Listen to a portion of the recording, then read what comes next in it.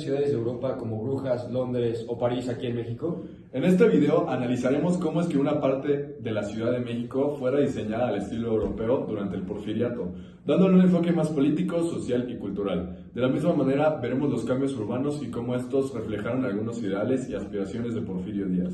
Pongámonos en contexto. Porfirio Díaz fue un presidente y dictador de México que empezó su mandato a finales del siglo XIX y continuó con el mismo hasta el siglo XX, cuando perdió su puesto debido a la Revolución Mexicana. Sus ideas no solo transformaron la política mexicana, sino que también trajeron aspectos a México jamás antes vistos, lo cual hizo que hubiera desarrollos que llevaron a este país a una posición más moderna y más avanzada.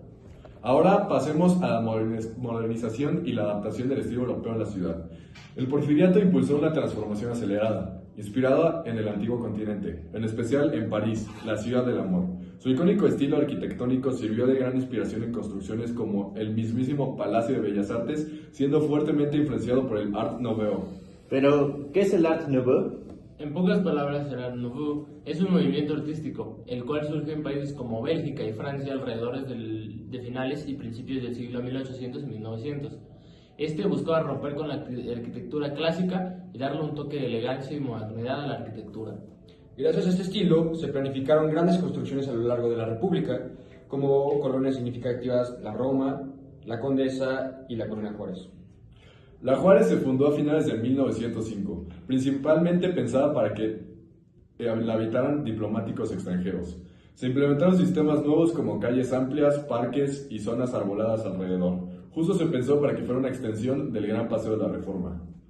Pasando a la Condesa, esta se comenzó a desarrollar a finales del siglo XIX, en los antiguos terrenos de la Hacienda de la Condesa de Miravalle.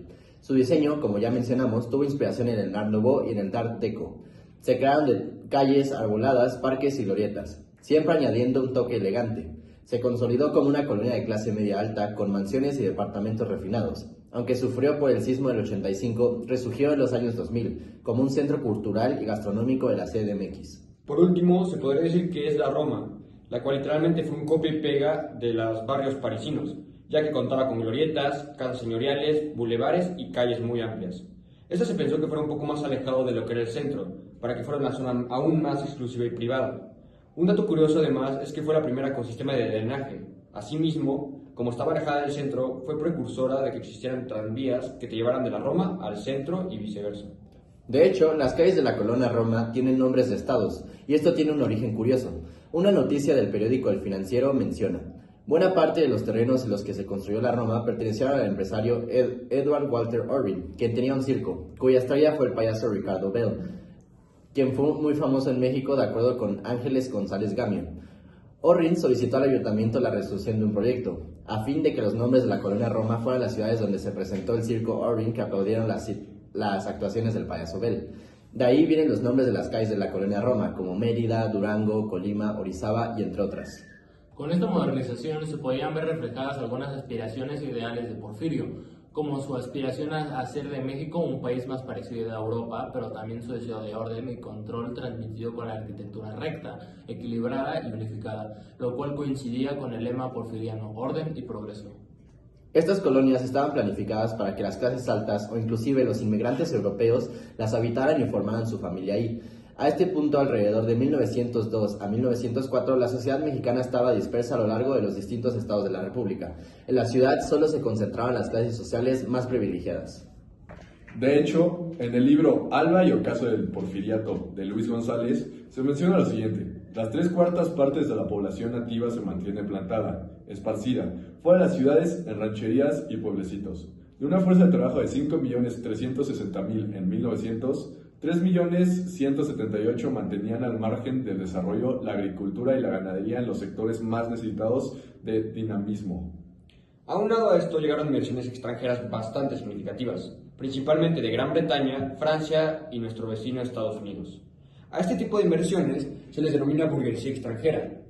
A pesar de que la Roma, la Condesa y la Juárez nacieron bajo una fuerte influencia europea durante el Porfiriato, con el tiempo estas colonias se transformaron en espacios donde la ciudad construyó una identidad propia.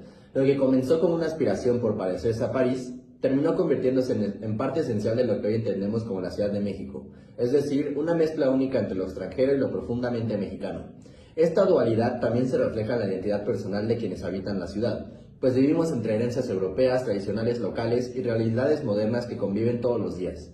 En este sentido, estas colonias no solo muestran cómo la Ciudad de México adoptó ideas externas, sino cómo las integró hasta volverlas parte de su carácter, recordándonos que la identidad, ya sea individual o colectiva, siempre está en constante movimiento y Es construcción. importante tomar en cuenta que debemos tener una postura responsable y ética ante el legado de Porfirio, para poder reconocer sus aportaciones y avances tanto como sus errores. Una acción buena no quita la mala, y viceversa. Esto se aplica perfectamente a la historia de Porfirio en general, ya que su gobierno impulsó la modernización del país, pero también elevó la ya marcada desigualdad económica y social, sin mencionar toda la represión que ejerció para mantener el orden y su dictadura.